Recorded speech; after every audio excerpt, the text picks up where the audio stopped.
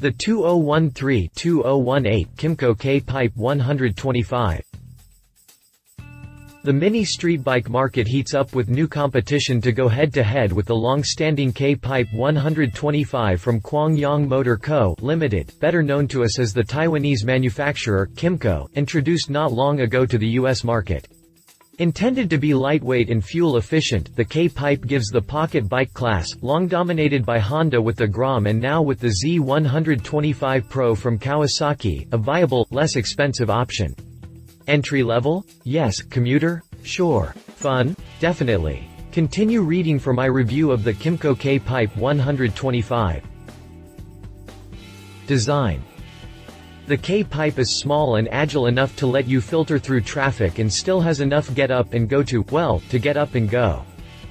Even though the K-Pipe is touted as a good starter bike, it isn't only that. It's small and approachable for folks new to two wheels, but it's also fun for experienced folks. If you have a congested commute through downtown traffic, the K-Pipe is small and agile enough to let you filter through and still has enough get up and go to get up and go. The vertical twin headlamp gives a bit of styling to the overall aggressive look, and a high-lumen Carib LED tail light adds a bit of tech to an otherwise basic street snarly design. Chassis. If there's anything that lifts this entry in the pocket bike category above the rest and makes it stand proud of the scooter market, it's the 17-inch tires. Rather than repurpose one of its existing frames, Kymco designed the spinal column chassis from the ground up specifically for use in the K-Pipe. The stressed engine skeleton is nice and light at only 26 pounds, 30% lighter than Kymco's previous sport bikes, and that contributes to keeping the overall weight down at around 225 pounds dry. More street bike than scooter, the frame layout gives it almost a nose-down stance with a surprisingly tall, 31-inch seat height. Kymco calls that a low seat height, but shorter riders are liable to feel uncomfortable as they shift between tiptoes and one foot or the other. Conventional forks float the front end on 4.33 inches of travel, but the central mount, coil-over shock only gives up 1.1 inches, and neither end offers any sort of adjustment at all. Brakes are likewise vanilla at best. A twin-pot caliper pinches the single 276mm front disc, but the rear tire relies on a 140mm drum to slow it. Now, normally I'd make some noises at this point about the poor brakes and suspension, but I haven't lost sight of the fact that the bike weighs in under 300 pounds soaking wet, and this is all probably good enough for its heft and design purpose. A set of 10-spoke, cast alloy rims mount the 2.75-17 front tire and 3.50-17 rear, and help keep unsprung weight down at both ends. 17-inch tires, did you catch that? If there's anything that lifts this entry in the pocket bike category above the rest and makes it stand proud of the scooter market, it's the 17-inch tires. Drivetrain. Fuel injection haters rejoice, there are still carbureted bikes out there. Light as it is, the K-Pipe doesn't need much of an engine to get it moving, so the little 124cc mill fits the bill quite nicely. Kymco kept waste heat management light and uncomplicated with air cooling instead of a heavier, more complex and expensive water jacket and radiator. It stuck to that philosophy at the induction engine control with a carburetor to control the mix rather than fuel injection, and all this is good news for folks who prefer to turn their own wrenches, at least for routine maintenance and low-level repairs. A single overhead cam actuates the two-valve head, and the low compression ratio of 8.6:1 helps the mill keep cool, takes it easy on the bearings and allows for the use of less expensive, non-premium fuel.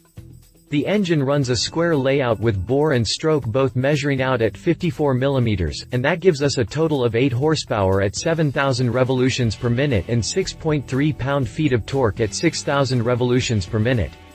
A 4-speed, manual transmission crunches the gears for an estimated 98 mpg and a top speed between 60 and 65 miles per hour, depending on weight, altitude, tailwinds, etc., and it comes with a kickstarter as a backup to the electric starter for a little extra safety. Pricing. MSRP makes the K-Pipe very affordable and fuel economy makes it a good commuter. MSRP on the 2018 K-Pipe 125 is a mere $1,999. That's affordable. Kymco offers the US market the choice of red, pearl white or black and covers the little go-getter with a 2-year factory warranty. Competitors. One thing Kymco did right was the 17-inch wheels. The 12 inches on the Z125 just look almost cartoonish by comparison. As loath as I am to call these monkey bikes, that seems to be what folks want to call these little street bikes. I disagree, though they are still rather niche. Since the Honda Grom gets so much attention and press, I decided to take a look at Kawasaki's new from 2017 entry into the pocket bike market, the Z125 PRO. Yeah, K-Pipe might be more of a matchup for the SSR Motorsports Rascal 125, but I'm gonna go with the Kawi this time. While Kymco definitely gives the K-Pipe a sport bike stance, Kawasaki gives the Pro features common to its larger rides. The headlight housing, inverted front forks, engine shrouds and chin fairing all would fit in on up the range, but from that point back the truncated nature of the ride dominates the looks. In that way, the K-Pipe looks more naturally proportioned, and the Pro comes off looking like a bit of a Frankenstein. Engine design is fairly similar, with both rides running 4-cycle, air-cooled, single-cylinder mills.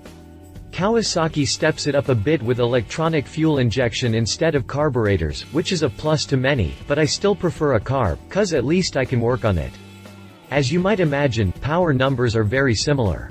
Kymco manages to get 8 ponies and 6.3 pounds of grunt out of its plant, and Kawasaki does just the tiniest bit better with 8.3 ponies and 6.5 pounds. Tiny win for Kawasaki.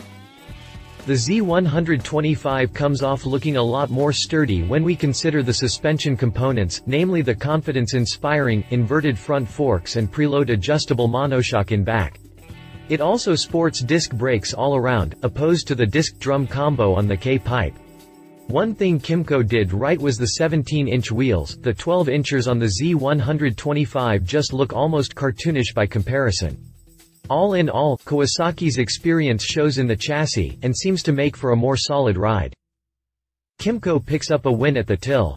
At only $1,999, the K-Pipe wins the race to the bottom with the Z125 PRO clocking in at half again more with its $2,999 sticker.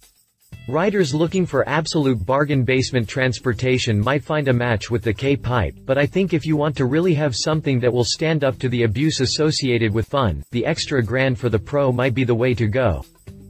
He said. My husband and fellow motorcycle rider, TJ Hinton, says, "Ya know, it's a cute little thing, but not as cute as the Grom or Pro, and it's much more a scooter on steroids than the other two. Not saying that's a bad thing, just calling it like it is. I can see this as perhaps a trainer, or maybe a commuter somewhere that has a large scooter culture, but beyond that, it doesn't really have a lot of practicality," she said. As some of you are aware, Kymco has been making a K-Pipe 50 and K-Pipe 125 for a while. It's only recently come to the US market. In 2016, Honda had some competition for its Grom, and competition is always good for the buyers. For anyone skeptical about whether Kymco can make a reliable product, remember that it's a Taiwanese company, not mainland China, although that's not always a bad thing, either, and Kymco has had a hand in a lot of the smaller engines used by some of the Big Four manufacturers. Specifications. References. Honda Grom. See our review of the Honda Grom. Kawasaki Z125 PRO. See our review of the Kawasaki Z125 PRO. SSR Motorsports Rascal 125. See our review of the SSR Motorsports Rascal 125. If you liked this video, please share your thoughts in the comments below and don't forget to hit the subscribe button.